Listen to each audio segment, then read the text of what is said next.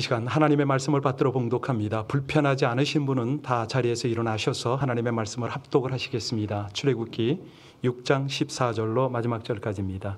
우리 함께 주일날은 하나님의 말씀을 받들어 봉독합니다. 같이 봉독하겠습니다. 그들의 조상을 따라 집의 어른은 이러하니라.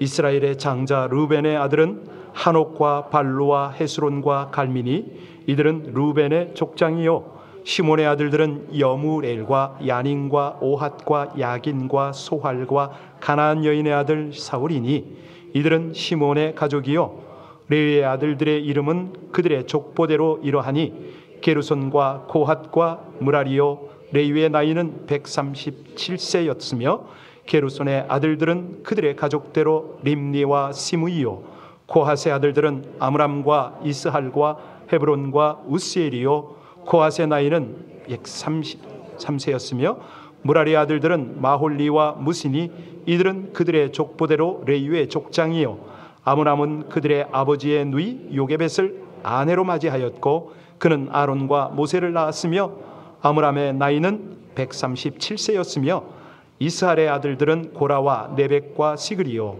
우스엘의 아들들은 미사엘과 엘사반과 시드리요 아론은 암미나답의 딸 나손의 누이 엘리세바를 아내로 맞이하였고 그는 나답과 아비후와 엘르아살과 이다마를 낳았으며 고라의 아들들은 아슬과 엘가나와 아비 아사비니 이들의 고라 사람의 족장이요 아론의 아들 엘르아살은 부디엘의 딸 중에서 아내를 맞이하였고 그는 비누하스를 낳았으니 이들은 레위 사람의 조상을 따라 가족의 어른들이라.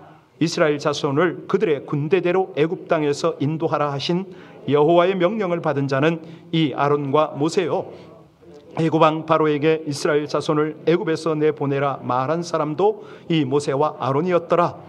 여호와께서 애굽 땅에서 모세에게 말씀하시던 날에 여호와께서 모세에게 말씀하여 이르시되 나는 여호와라. 내가 네게 이르는 바를 너는 애굽 왕 바로에게 다 말하라. 모세가 여호와 앞에 아뢰되 나는 입이 둔한 자이오니 바로가 어찌 나의 말을 들으리까. 아멘. 하나님의 말씀입니다.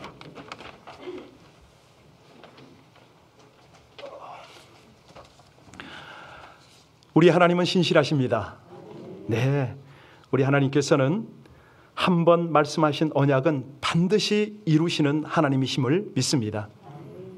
바로 며칠 전인데요, 다운타운에 유명한 레스토랑이 있습니다. 그 레스토랑에서 일하던 3명의 청년이 일을 마치고 나오다가 5명의 무장 괴한에게 둘러싸였습니다. 그 중에 한 명이 우리 교인의 아들입니다. 이들이 와서 먼저 가진 거 다 내놓으라고 총을 들이댄 거예요. 다 내놨는데 이 폴이라는 아들이 떨리고 무서워서 다 주는데 핸드폰이 손에서 떨어지질 않는 거예요. 핸드폰을 안 준다고 가슴에 총을 탁 댄 거예요. 그런데 옆에 있는 친구들이 쏴 그런 거죠. 총 잡은 손이 부르르 떨리는 거예요. 얘가 핸드폰을 줬어요. 기적적으로 살았습니다. 그 시간이 밤늦은 시간이었거든요. 그때 우리 폴의 어머니, 바로 이 꽃꽂이를 하는 애니남 집사님은 하나님께서 갑자기 깨워서 기도를 시키신 거예요. 기도하는 와중에 아들은 그 위험에서 빠져나온 것이죠. 이처럼 우리 하나님은 한번 말씀하시면 내 백성을 내가 보호한다. 내가 저를 돕고 내가 붙든다. 이 하나님이 여러분의 하나님이심을 믿으십니까? 그렇습니다. 우리가 고난 중일 때, 투병 중일 때, 근심과 두려움이 가득할 때에 그때가 바로 어떤 때냐? 하나님이 우리 인생에 개입하는 때거든요. 오늘 본문을 보면 우리 여호와 하나님을 통해서 이스라엘 백성들이 애굽 땅에서 출애굽하는 장면 아닙니까? 그 백성들이 여태까지는 몰랐어요. 430년 동안 하나님을 그렇게 깊이 알지를 못했어요. 그런데 이제부터는 하나님을 알아가기 시작합니다. 정말 출애굽을 통해서 하나님을 경험하는 거죠. 여러분, 왜 하나님께서 그들을 출애굽시킵니까? 하나님을 알리고 하나님과 친밀한 교제를 하고 하나님의 역사를 이루시려고. 우리 인생도 그렇게 출애굽하기를 원하시는 하나님이심을 믿으십니까? 자, 여러분, 출애굽을 통해서 알아가는 하나님이 어떤 하나님이냐? 어떤 하나님이죠? 우리 하나님은요, 출애굽 6장을 통해서 우리 하나님께서 계속 말씀하세요. 내가 여호와라. 내가 여호와라. 계속 말씀을 하시는 거예요. 나는 명령하면 책임도 진다. 내가 시작하시니 마무리도 내가 한다. 너희는 어떻게 하라? 순종하고, 그 다음에요 구원받고, 그 다음에요 가나안을 누려라. 이 말씀이거든요. 그런데 오늘 본문을 보면 어떤 내용이냐면 하나님께서 말씀하셔서 지금 애굽에 갔어요. 예, 애굽 사람들을 제가 지금 애굽 사람들을 설득을 하는데 이 애굽 사람들이 말을 안 듣는 거예요. 그러니까 모세는 실망에 빠졌습니다. 도대체 하나님 이게 뭡니까? 하나님 말씀하신 대로 제가 다 했잖아요. 그런데 하나님은 약속대로 안 하시네요. 애굽 왕 바로는 모세의 말을 듣질 않아요. 아니, 하나님을 완전히 묵살해버렸어요. 바로와의 첫 대면에서 완전히 참패를 당한 거죠. 이스라엘 백성들을 놓아주기는커녕 더 강폭하게 짐을 지웠습니다. 그런데 엎친 데 덮친 격으로 이스라엘 백성들도 모세를 인정하지 않네요. 지도자로 받질 않는 거예요. 그러니까 모세는 의기소침한 정도가 아니라 완전히 좌절에 빠졌습니다. 그런데 그럼에도 불구하고 하나님이 뭐라 그러시냐면 이런 모든 상황에 관계없이 내 백성을 구원한 일을 본격적으로 시작하려고 한다. 이것이 바로 13절입니다. 6장 13절까지 그 내용이거든요. 그런데 갑자기 14절부터 25절까지 쭉 보니까 족보가 등장을 하잖아요. 여러분 읽는데 좀 편치 않으셨죠? 왜 갑자기 느닷없이 족보가 여기 끼어들죠? 앞뒤 문맥과 맞질 않아요. 갑자기 족보가 등장하는 이유가 뭡니까? 네, 그 이유는 이스라엘 백성들이 모세를 안다 모른다? 모르죠. 갑자기 나타났어요. 그래서 이스라엘 백성들은 물론이고 바로에게, 특별히 오늘을 살아가는 우리에게 모세가 누군지 하나님이 정확하게 알려주셔야 되니까 이 족보를 기록을 한 겁니다. 자, 오늘 본문에 레위라고 나왔잖아요. 레위는 누구의 아들이다? 야곱의 아들이다. 몇 번째 아들이다? 오늘 순서를 이렇게 쭉 보면은 야곱의 셋째 아들입니다.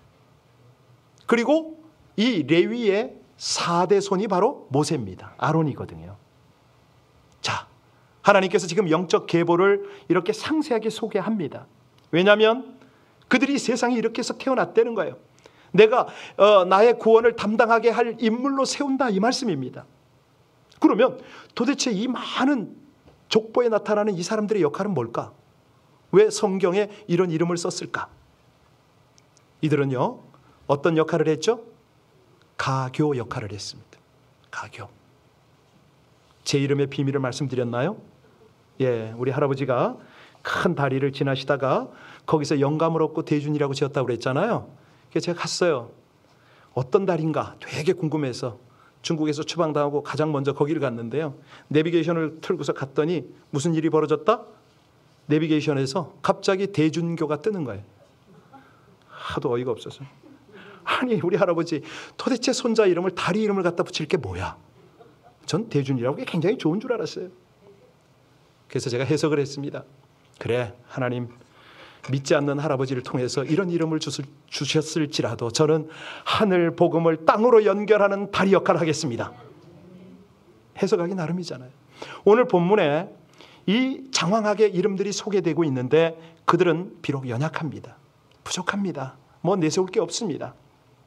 그런데 중요한 것은 모세와 아론이 이 땅에 태어나게 하기 위해서는 없어서는 안 될 인물이었다. 그렇죠? 네, 여러분, 성경을 통해서 우리 하나님이 지도자를 세우는 과정을 살펴보면 참으로 놀랍습니다. 여기 야곱의 셋째 아들 이름이 뭐라고 그랬습니까? 레위라고 그랬죠. 레위의 과거를 아시나요? 예. 몇 사람이 고개를 끄덕끄덕 하시는데, 레위가 어떤 인물이냐면 그의 누이가 디나라고 있어요. 그런데 이 누이가 그 땅의 여자들을 방문하러 나갔다가 히위 사람 하몰의 아들이죠. 지역 추장인 세겜에게 강간을 당했어요. 그랬더니 레위가 열받은 거예요. 그 일로 해서 쫓아가서 아주 간교한 수작을 부립니다. 야, 내 동생 줄 수도 있는데 너희들 할례 받아야 돼. 그들이 온 마을이 다 할례를 받고 누워있을 때 어떻게 되죠? 예, 하몰과 세겜을 다 죽여버립니다. 아주 얄팍한 수를 쓴 거죠. 그것만이 아니라 성을 다 약탈을 했어요. 아주 잔혹한 복수를 감행한 겁니다. 그가 누구다? 레위입니다. 이 레위의 후손이 바로 모세예요. 그래서 모세도 조상의 한 일을 닮아서 한 건 했잖아요. 예, 살인했잖아요. 여러분, 이렇게 무서워요. 예, 아니 4대라고 그랬잖아요. 보지도 못했을 할아버지가 한 일을 모세가 그대로 흉내를 낸다니까. 똑같습니다. 저는 아들한테 가르쳐 준 적이 없는데요, 제 아들이 저의 못된 모습을 닮아가더라고요. 요즘은요, 사위도 며느리도 막 닮아가는 거 아세요? 조심해야 됩니다. 우리가 사실요, 거칠고 투박하고 세련되지 못한 그런 기질이 있어요. 괴롭습니다. 하지만 우리가 어떤 성품을 가지고 있더라도 하나님은요, 그것을 선하게 사용하여 일하시는 하나님이심을 믿으시기 바랍니다. 자, 이제 15절 볼까요? 하나님이 어떻게 이용하시는가, 우리를 쓰시는가. 15절 같이 읽습니다. 시몬의 아들들은 여무엘과 야민과 오핫과 야긴과 소할과 가나안 여인의 아들 사울이니 이들은 시몬의, 자, 여기 여인이 어디 여인이다? 그렇습니다. 어디 여인요? 네, 여러분이 말씀에 집중하도록 제가 이끌어가는 겁니다. 가나안 여인입니다. 이방 여인이다 이 말이죠. 한마디로 히브리인의 족보에 이방인이 여기부터 들어갔잖아요 지금. 그렇죠? 레위 어떤 가문입니까? 제사장 가문 아니에요. 여기에 이방의 가나안 여인이 등장한다, 사용한다 이 말입니다. 어떤 배경이 되어도 하나님이 쓰신다는 거죠. 20절에 보면 더 기가 막힙니다. 20절로 가서 같이 읽습니다. 20절 말씀입니다. 아므람은 그들의 아버지의 누이 요게벳을 아내로 맞이하였고 그는 아론과 모세를 낳았으며 아므람의 나이는 137세였다. 자, 여러분, 아론과 모세의 부모가 어떤 관계다? 고모 조카지간이에요. 보셨나요? 예, 아므람의 아내가 누구라고요? 아버지의 누이 고모라 이 말입니다. 아니, 이런 막장 드라마가 어디 있어요? 그렇잖아요? 성경이 바로 이렇습니다. 성경이 너무 진실해요. 영예롭지 못한 그런 기록이 분명하게 족보 안에 들어가 있는 거예요. 그런데 세상은 어떻습니까? 이거 용납이 되나요? 안 쓰지요, 세상 족보에 이런 거. 심지어 예수 믿는 사람들조차도 자기 자존심, 교만으로 인해서 나의 결점을 감추려고 그러잖아요. 우리 집안에 뭐 아들이, 딸이 뭐 어떻고, 뭐 며느리가 어떻고, 사위가 어떻고, 이런 거는 계속 자랑하려고 하는데 실제로 남들에게 이런 치부는 드러내지 못합니다. 그런데 이거를 정직하게 못하면 무슨 일이 벌어지나요? 사단이 파고 들어오죠. 거짓과 기만과 악한 세력, 이런 것들이 정직하지 못할 때 막 파고 들어옵니다. 자, 그러면 오늘 본문을 통해서 우리가 가만히 살펴야 되는데, 깨달아야 될 게 몇 가지가 있는데, 중요한 것, 하나님께서 왜 이렇게 부끄러운 가계까지, 족보까지 끌어내면서 모세와 아론을 소개하시는가? 그들에게 맡겨진 임무가 뭔가? 뭐죠? 26절 보겠습니다. 26절 가서 보면은 모세에게 부탁을 하세요. 이스라엘 자손을 애굽 땅에서 인도하라, 이 명령이죠. 29절에도 보면요, 애굽 왕에게 바로 그 일을 위해서 말을 전하라, 이 두 가지 임무가 주어집니다. 다시 말씀드립니다. 그 복잡하고도 만만치 않은 족보를 통해서 모세와 아론에게 정체성을 알리고 사명을 주었다 이 말입니다. 저는 청년들을 만나면 꼭 묻습니다. 그대는 왜 사는가? 그대는 지금까지 무엇을 하고 이건 중요하지 않는데 앞으로 어떻게 살 것인가? 라고 묻습니다. 여러분, 우리가 누굽니까? 어떻게 여기까지 왔습니까? 왜 사십니까? 쉬운 말로는 우리의 정체성이 뭐냐고요. 여러분이 남겨진 이제 하나님 나라에 갈 때까지 감당해야 될 사명이 뭐냐고요. 내 나이 많다고요? 모세는 몇 살입니까? 80입니다. 아론은 몇 살이요? 83세입니다. 일단 나이는 비교하지 말자고요. 그러면 모세를 향한 하나님의 계획, 그 계획이 나에게도 있을까요? 분명하지요. 그 말씀을 어떻게 확인하냐고요? 에베소서 1장 4절 5절 11절에, 로마서 8장 29절 30절에 보면 우리 중에 우연히 태어난 사람은 아무도 없다고 말씀을 하십니다. 창세전 아주 먼 옛날부터 하나님의 계획과 예정대로 오늘 우리가 이 자리에 있다. 하나님의 자녀로 산다. 특별한 사람이다. 이걸 분명히 말씀하세요. 그렇다면 우리를 부르신 하나님께서 나에게 어떤 계획을 가지고 계실까? 나는 자식도 없는데, 나는 뭐 가족도 없는데, 이런 생각을 하시잖아요. 그죠? 자, 오늘 분명한 두 가지 계획을 우리가 여기서 봐야 됩니다. 하나님이 왜 이렇게 족보를 열고 하시면서 이 말씀을 우리에게 허락하시는가? 제일 중요한 거는요, 우리를 모세처럼 만드시려고 하는 겁니다. 하나님의 계획을 이 땅에 드러내는 그런 사람이 되도록 하려는 거예요. 입이 어눌하다고요? 가진 것 없다고요? 이미 다 늙었다고요? 아무 능력이 없다고요? 하나님은 말씀하시잖아요. 너를 통해서 내가 이 일을 하고 싶다는 거예요. 하나님의 아름다운 덕을 세상에 알리고 싶다고. 그것이 모세와 아론을 부른 첫 번째 계획이었고요. 두 번째는 뭐냐면 믿음의 계보를 잇도록 하는 겁니다. 우리 하나님께서요, 우리를 통해서 모세와 같은 위대한 지도자를 세우려고 하는 거예요. 다시 말씀드리면 하나님을 경외하는 신앙을 계승하려고 하는 거죠. 우리는 내가 여태까지 무명으로 살아도 상관없습니다. 다리, 가교 역할만 하면 됩니다. 여러분을 통해서 영적인 모세가 나타날 줄로 믿으시기 바랍니다. 영적인 모세가 우리 후손 중에서 나타나서 하나님의 큰일을 이루실 거예요. 아니, 내 육신의 자식이 없다고요? 영적인 자식이 얼마든지 있을 수 있지 않습니까? 그거 말씀드리는 거죠. 지금 우리 교회 안에서요, 얼마든지 여러분의 영적 자녀를 품을 수가 있잖아요. 최근에 멕시코 선교를 몇 번 광고를 했더니, 새벽에 기도 좀 하자고 했더니 신실한 동역자들이 어제도 목사님 1층에 와 있는데 저 좀 만나시죠. 쫓아 내려갔어요. 헌금을 하시는 거예요. 지정 헌금. 멕시코에 우리 애들이 온라인으로 거기 애들 케어하는 그 선교 말이에요. 거기에 힘을 싣는 것, 바로 그거죠. 보이지 않는 나라에 모르는 아이들을 품어버리는 거잖아요. 그렇습니다. 우리가 우리를 향하신 하나님의 위대한 계획을 알아야 됩니다. 우리 하나님께서요, 우리가 그걸 분명히 깨닫기를 원하시거든요. 그때부터 우리 안에는 신앙을 가꾸는 헌신과 열정이 생기는 거죠. 사실 하나님의 계획을 모르거나 관심이 없으면 어떻게 산다?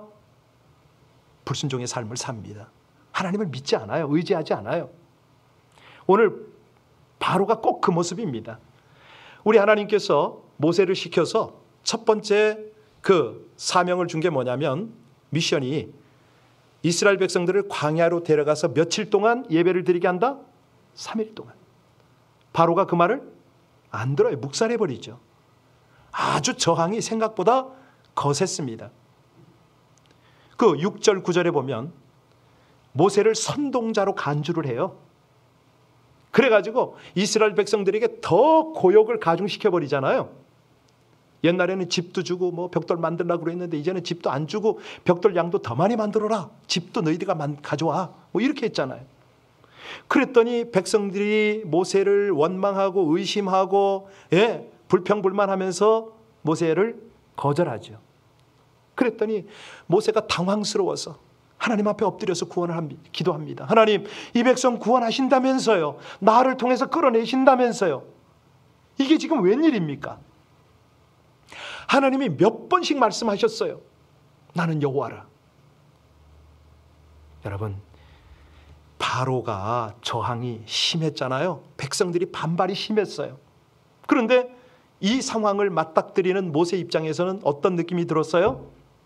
어떻게 하나님이 하신다는 거지? 어떻게 구원하신다는 거야?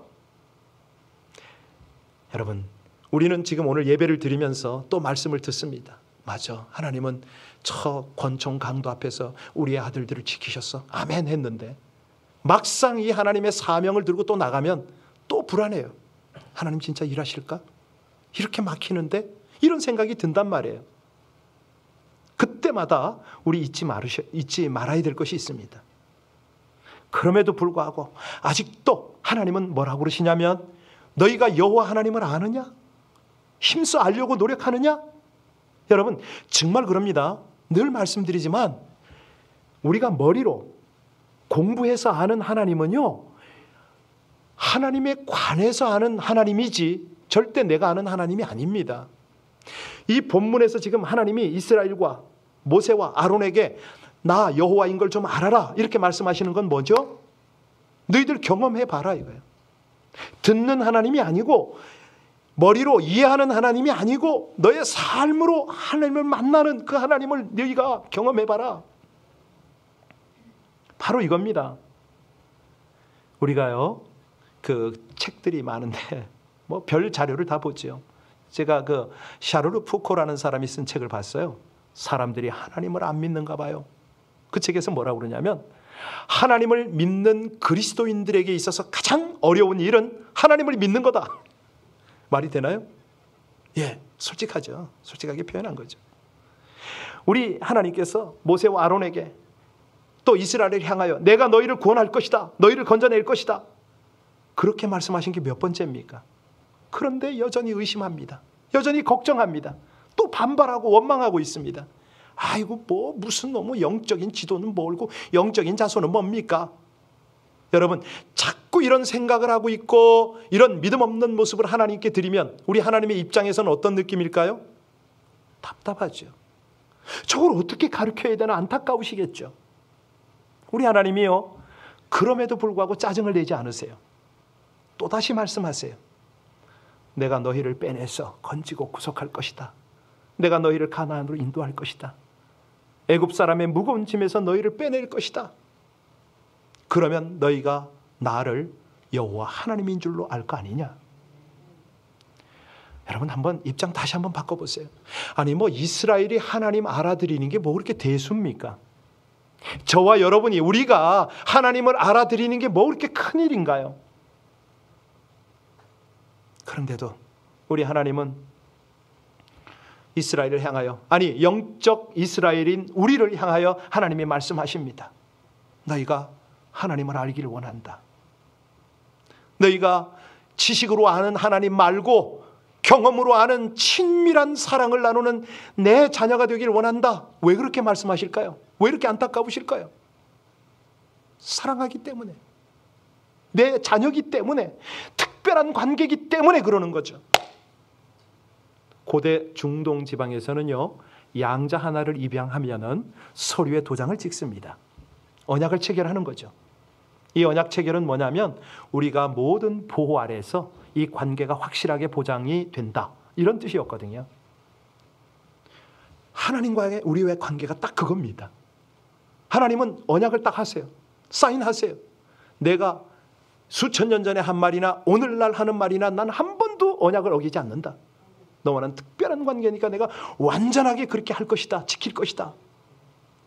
의심하고 걱정하고 원망하는 우리에게 하나님은 또다시 말씀하세요. 내가 너의 하나님이다. 내가 분명히 약속을 지킬게. 그것을 모세에게 또 말씀하신 게 28절입니다. 28절 말씀 다시 한번 볼까요? 28절 말씀을 같이 함께 봉독합니다. 여호와께서 애굽 땅에서 모세에게 말씀하시던 날에, 아니 하나님이 뭐 한두 번 말씀하셨나요? 그런데 오늘 여기 보니까 애굽 땅에서 모세에게 말씀하시던 날에라고 아주 강조를 합니다. 지금까지 하나님께서 모세에게 많은 말씀을 하셨지만, 자, 이 날은 어떤 날이다? 특별한 날입니다. 왜 특별하다?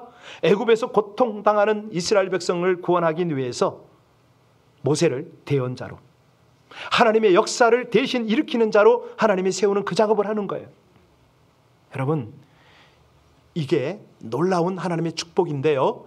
여러분들이 예배를 드리면서 하나님의 말씀을 듣잖아요. 중요한 거는 뭐냐면 약속의 말씀이 여러분에게 임하는 거예요. 모세에게 그 말씀이 임함에 이 뜻입니다. 신실하신 하나님의 언약은요, 항상 보면 가장 연약한 이들을 통해서 세워져요. 그런데 그 연약한 이들이 어떨 때에 도구가 되느냐? 말씀을, 약속을 확실하게 붙잡을 때예요. 그때 돼요. 한번 보세요. 말라기 이후에 몇 년 동안 하나님이 침묵하셨죠? 신약 때까지 400년이에요.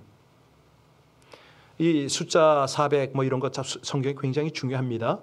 애굽에서 이스라엘 백성들이 종살이한 게 몇 년? 430년. 400 뭐 이런 것들 중요한데, 자, 더 중요한 건 뭐냐면 말라기 이후에 침묵의 400년 세월이 지나고 하나님의 말씀이 제일 먼저 누구에게 임했죠? 성전에서 항상 기도하던 사가랴와 엘리사벳에게 임했어요. 그 말씀이 뭐였습니까? 메시아를 이제 보낸다. 그 메시아가 누구요? 예수 그리스도. 이렇게 연약한 자들, 그러나 하나님의 말씀을 사모하는 자들을 통해서 하나님이 일을 하세요. 우리 예수님 역시 마찬가지죠. 아니, 올 데가 없으셔서 그래 마국간으로 오십니까? 가장 변방 땅, 가나안 땅, 갈릴리, 나사렛에서 자라시잖아요. 사셔요. 왜요? 약한 자들을 통해서 하나님이 그들을 세우셔서 능력을 부으시고 그 능력을 행하셔서 하나님이 되시기 때문에 그렇습니다. 자, 하나님이 일하시는 모습은요, 우리가 어떠하든 상관이 없어요. 특별히 우리가 약하다, 약점이다, 이런 모습을 통해서 하나님은 일을 하시거든요. 여러분, 중요한 것이 뭐라고 그랬죠? 이 말씀, 약속의 말씀을 우리가 받아들이는 거라고 그랬잖아요. 그걸 붙잡는 거, 믿는 거잖아요. 하나님의 말씀이 우리 개인에게 임하면, 우리 가정에게 임하면, 우리 일터에 임하면, 우리 교회에 임하면 그때부터 역사가 일어나는데, 중요한 것은 순종입니다. 예, 하나님 아멘입니다, 제가 그대로 갑니다, 이거거든요. 자, 이 하나님의 구원의 역사가 시작될 때 또 다른 일이 또 일어나요. 그게 뭐냐면 뭐죠? 저항. 어떤 저항입니까? 바로의 저항. 모세가 하나님의 말씀을 전하면 바로는 어떻게 해요? 강하게 저항을 합니다. 왜요? 그의 마음이 강팍해졌기 때문에. 성경에는 그렇게 기록되어 있어요. 바로의 마음을 강팍하게 하고, 이렇게 되어 있어요. 바로가 듣지 아니할 터인즉. 와우, 이거 이상하지 않아요? 여러분, 이거는요, 우리가 두려워하고 이상해 할 것이 아닙니다. 예측을 해야 돼요. 여유 있게 대처를 해야 됩니다. 이 바로의 마음이 강팍해지는 거는 하나님이 허락한 거거든요. 다른 말로 하면 영적인 전쟁입니다. 사단이 바로의 마음을 사로잡아가지고 하나님을 대적하게 하잖아요. 하나님이 이 일을 방해합니다. 왜 그렇습니까? 이렇게 생각하시면 돼요. 모세가 지팡이를 던지니까 뭐가 됐다? 뱀이 됐어요. 술객들도 그 흉내, 바로의 술객들도 그 흉내를 냈잖아요. 그런데 하나님이 어떻게 처리하십니까? 더 크고 탁월한 능력으로 그들의 술수를 단숨에 제압을 하시잖아요. 다시 말씀드립니다. 바로의 마음이 강팍해질수록 뭐가 드러나요? 하나님의 탁월함, 하나님의 영광이 드러나잖아요. 영적 싸움에서 하나님이 그거를 나타내시는 거예요. 우리 주변에요, 하나님의 말씀을 전하고 하나님의 은혜를 흘려보내는데 막 강팍하게 바로와 같은 세력이 오잖아요. 그때는 뭐가 드러난다? 그렇죠. 하나님의 탁월함, 하나님의 능력, 하나님의 권세, 하나님의 위엄이 더 선명하게 드러나는 귀한 찬스다. 이해하셔야 돼요. 우리가 지금 내 일터, 내 관계 속에 어떤 강팍이 도사리고 있으면 두려워할 게 아닙니다. 어떡하라? 예, 하나님의 권세가 드러나도록, 예, 그들이 하나님을 알도록 우리는 하나님의 약속을 거기 선포해야 될 줄로 믿습니다. 우리가 할 수 있는 건 없어요. 그냥 부족하니까, 약하니까 하나님의 강한 능력이 거기 나타나시옵소서, 이거거든요. 여러분, 모세에게 심각한 컴플렉스가 있었는데 뭐였죠? 자타가 공인하는 컴플렉스. 30절 보세요. 30절. 같이 마지막 절 같이 읽겠습니다. 30절 말씀입니다. 모세가 여호와 앞에서 아뢰되 나는 입이 둔한 자이오니 바로가 어찌 나의 말을 말 잘못하는 거예요. 두려움이에요. 두 가지 컴플렉스가 있었어요. 아니 하나님 제가 무슨 언변이 있습니까? 그렇다고 뭐 심장이 담대하게랍니까? 그런데요 나중에 모세가 어찌 됩니까? 200만 앞에서 설교를 하잖아요. 어마어마한 그런 백성들을 다 이끌어 가잖아요. 이게 무슨 얘기냐면 모세처럼 우리가 편견에 사로잡혀 살아가면 안 된다는 겁니다. 하나님이 쓰시겠다면 우리가 말이 어눌하든 두려움이 많든 하나님의 도구로 쓰실 줄로 믿으시기 바랍니다.